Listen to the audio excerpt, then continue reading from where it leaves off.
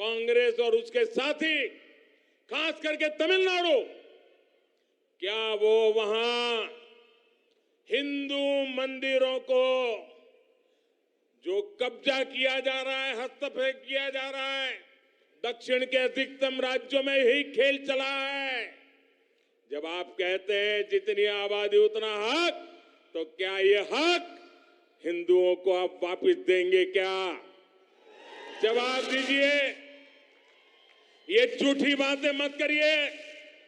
लोगों को भ्रमित करने का खेल खेलना बंद कर दीजिए। कांग्रेस को, इंडी अलायंस को इस बारे में भी अपना स्टैंड साफ करना चाहिए। कांग्रेस के साथी जो तमिलनाडु में राज करते हैं, जो केरल में राज करते हैं, जो तेलंगाना में राज करते हैं, जो कर्नाटका में राज करते हैं, ये सारे साथियों को कांग्रेस से बात जवाब देना पड़ेगा।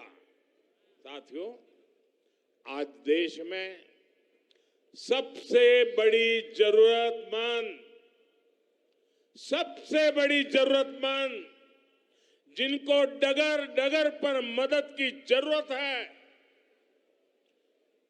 वो कौन है? हमारे देश के गरीब परिवार है। अगर आज इस देश की सबसे बड़ी कोई जाति है, तो वो जाति गरीब है।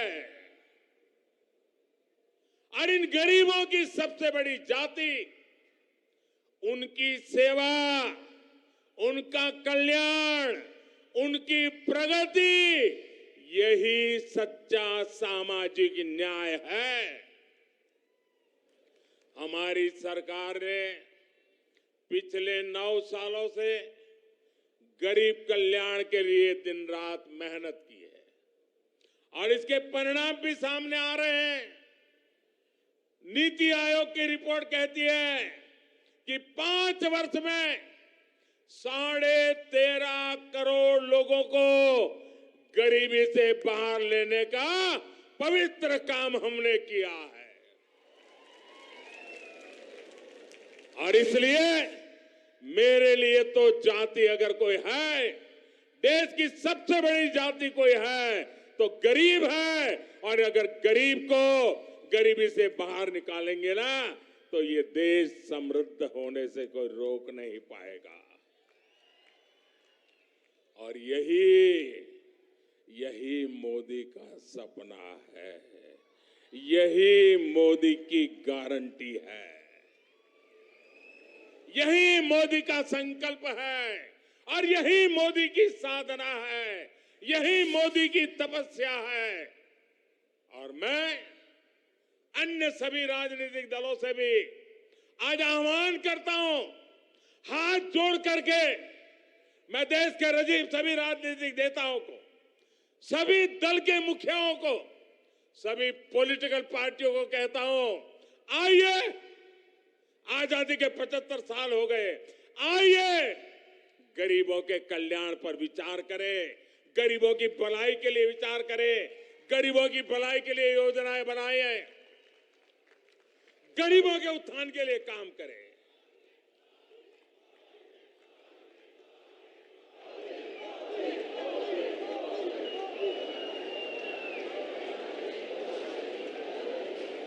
నా కుటుంబ సభ్యులారా, तेलंगाना विरोधी ये लोग चुनाव से पहले जनता को कुछ छोटे लाभ देकर अगले 5 साल तक तेलंगाना को लूटने का अधिकार हासिल कर लेते हैं। हमें तेलंगाना में इस परंपरा को अब उलट कर देना है भाइयों बहनों, उसको रोकना है। रोकोगे क्या? रोकोगे क्या? तेलंगाना के भाइयों बहनों, मुझ पर 5 साल भरोसा करो, ज्यादा नहीं कह रहा हूं, 5 साल भरोसा करो। इन्होंने जितना लूटा है ना, मैं आपके चरणों में ला करके रख दूंगा।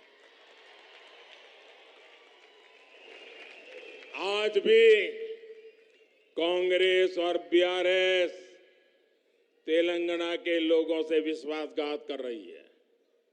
कई राज्यों में कांग्रेस ने चुनाव से पहले ऐसे ही बड़े वादे किए और अब उन्हें पूरा करने के लिए 15 अलग अलग शर्त रख रही है।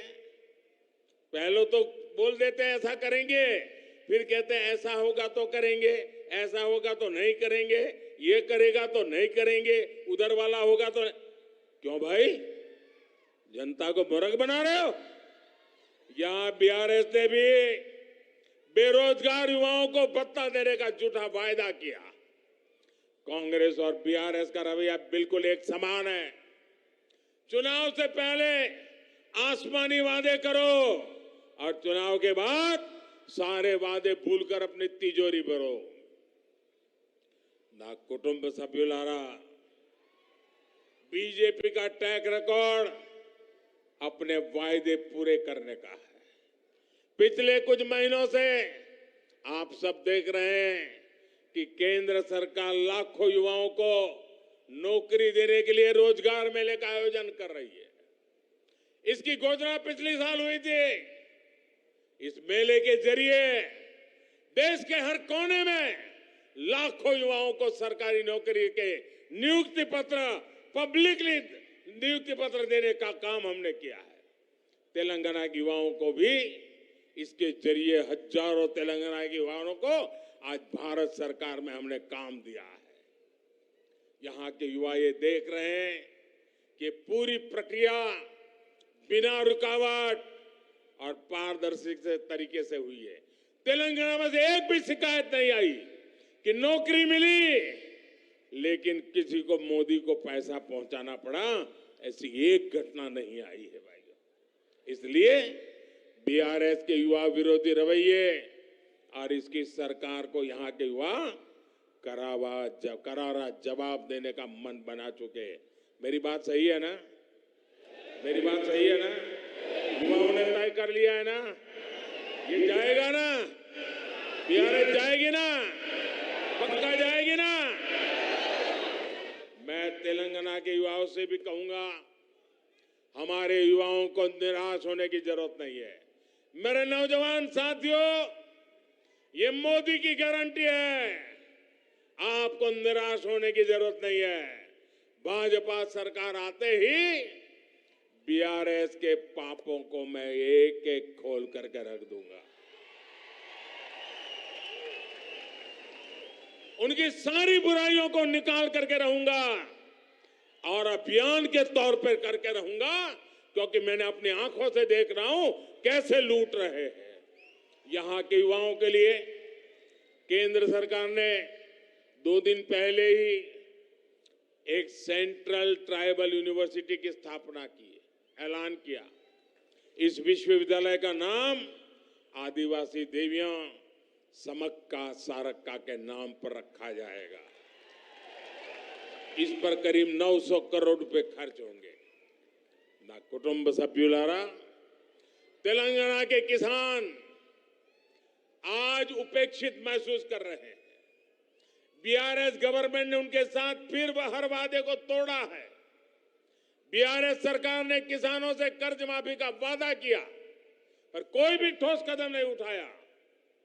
यहां सिंचाई परियोजनाओं को लेकर बड़ी घोषणाएं की गई, लेकिन या तो उन्हें पूरा नहीं किया गया या फिर बिना तैयार किए उनका उद्घाटन करके फोटो खिंचवाते रहे।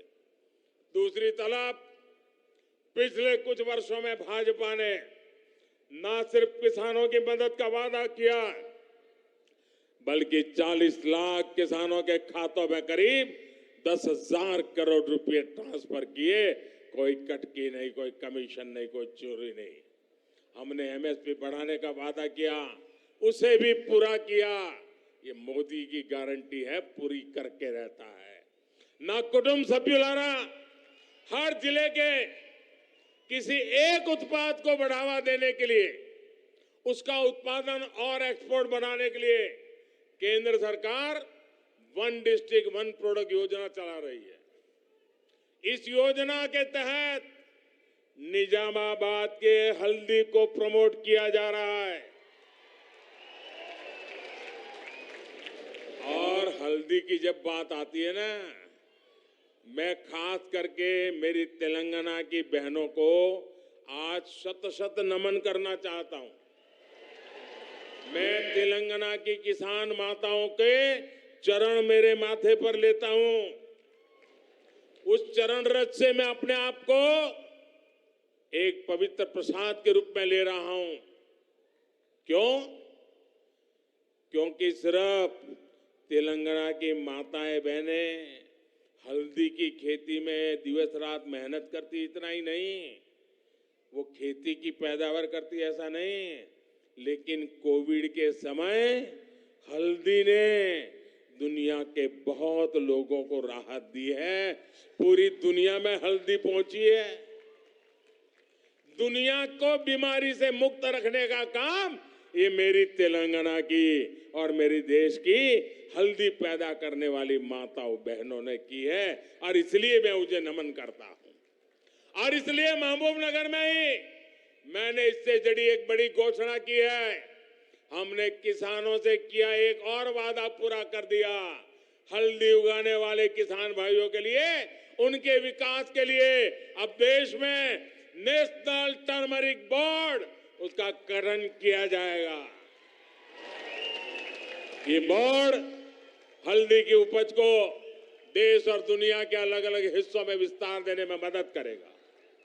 इस निर्णय का बड़ा लाभ तेलंगाना के किसानों को भी होगा।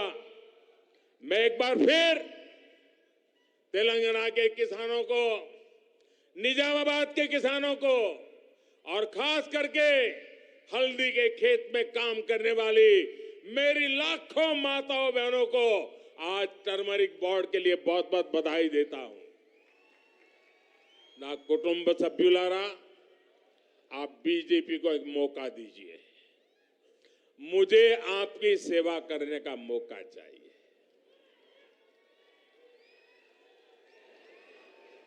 देंगे? मुझे सेवा करने का मौका देंगे? मुझे आपकी सेवा करने का मौका देंगे? मुझे आपके दुख दूर करने का मौका देंगे? मुझे आपके पाई पाई की कमाई को बचाने का मौका देंगे? मुझे आपका भला करने का मौका देंगे? मुझे तेलंगाना के तरुणों का, नौजवानों का, यूथ का भला करने का मौका देंगे?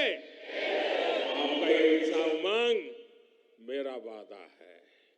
जो कहा है वो करके रहूंगा। हम दिखाएंगे कि तेलंगाना कितनी ऊंचाई पर जा सकता है। बीजेपी तेलंगाना के विकास के लिए पूरी ईमानदारी से काम करेगी।